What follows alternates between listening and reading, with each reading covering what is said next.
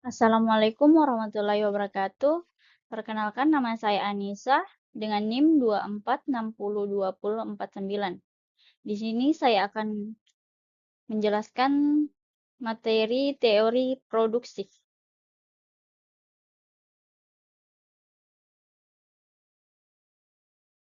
Mengapa produksi penting? Produksi adalah kegiatan menambah nilai guna atau menciptakan benda baru untuk memenuhi kebutuhan manusia. Ini adalah proses mengubah input menjadi output yang lebih bermanfaat. Tujuan produksi memenuhi kebutuhan, meningkatkan kemakmuran, mendapatkan keuntungan, memperluas lapangan usaha, dan meningkatkan kualitas. Fungsi produksi menunjukkan jumlah maksimum output dari sejumlah input dengan teknologi tertentu. Alat analisis penting bagi ekonomi.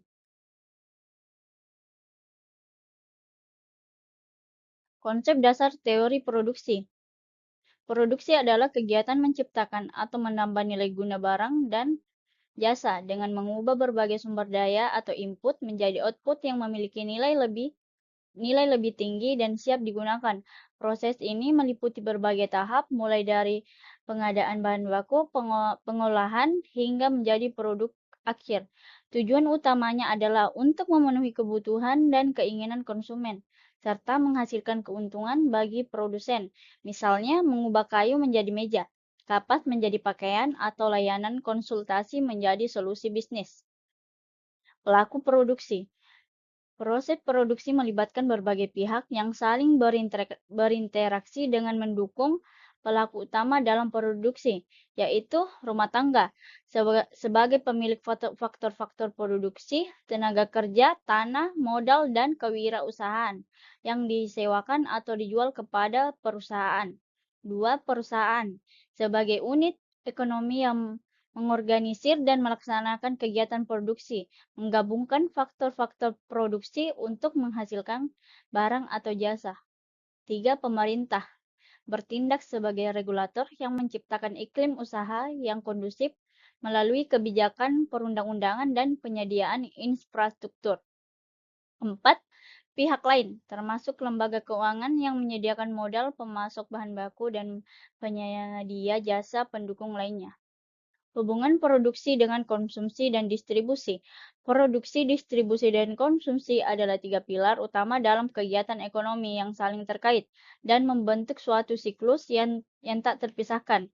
Ketiadaan salah satu dari ketiganya akan mengganggu keseimbangan ekonomi secara keseluruhan. Yaitu pertama, produksi, tahap awal di mana barang atau jasa diciptakan atau nilainya ditingkatkan. Tanpa adanya produksi, tidak akan ada produk yang tersedia untuk disalurkan atau digunakan. Dua, distribusi. Proses penyaluran barang atau jasa dari produsen kepada konsumen. Distribusi memastikan bahwa produk yang dihasilkan dapat menjangkau pasar dan konsumen yang membutuhkan. Tiga, konsumsi. Kegiatan pengguna atau pemanfaatan di produksi. Konsumsi merupakan ekonomi karena pada akhirnya memenuhi kebutuhan manusia.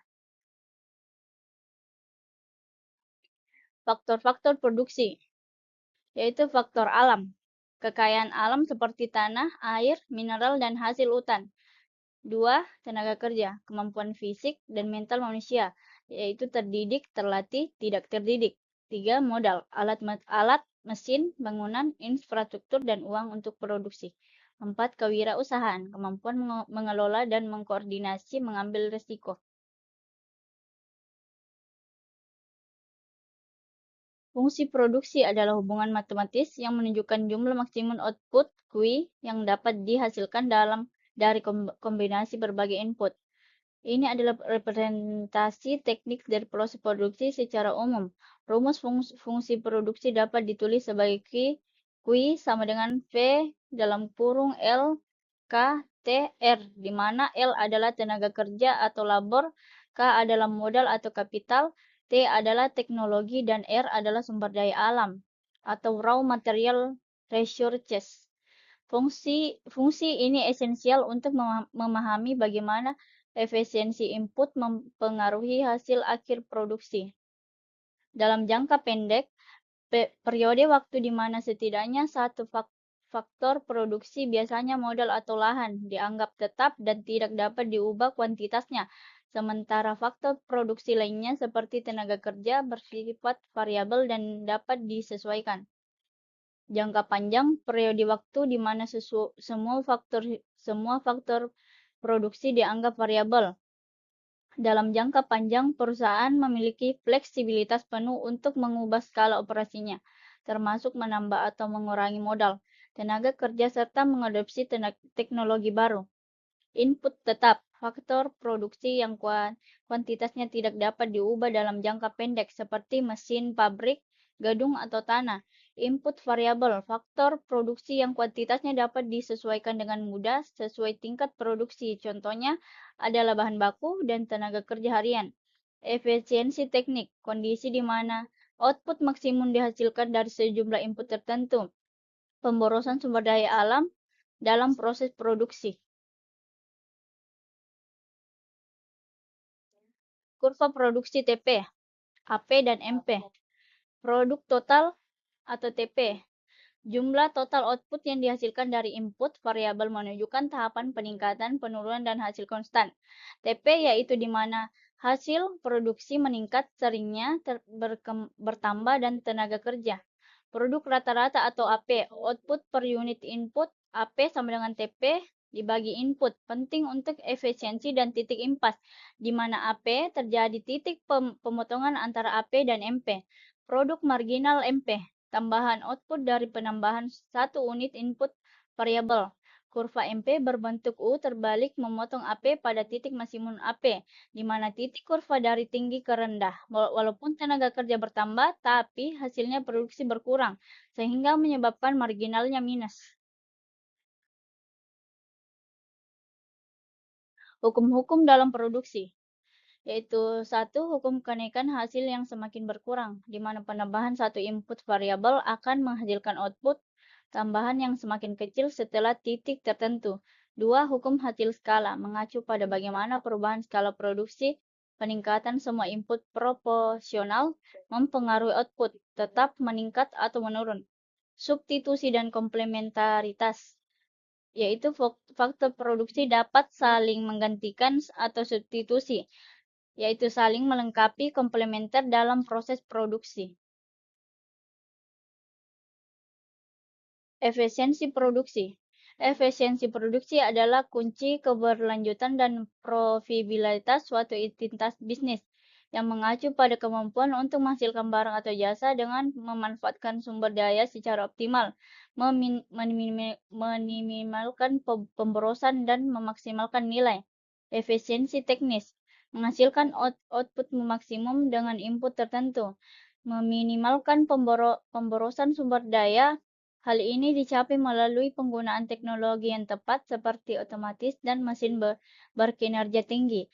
Praktik produksi yang optimal, misalnya lini produksi yang ramping, zero waste, dan manajemen kualitas yang cermat untuk memastikan setiap unit input memberikan kontribusi maksimal terhadap output tanpa cacat.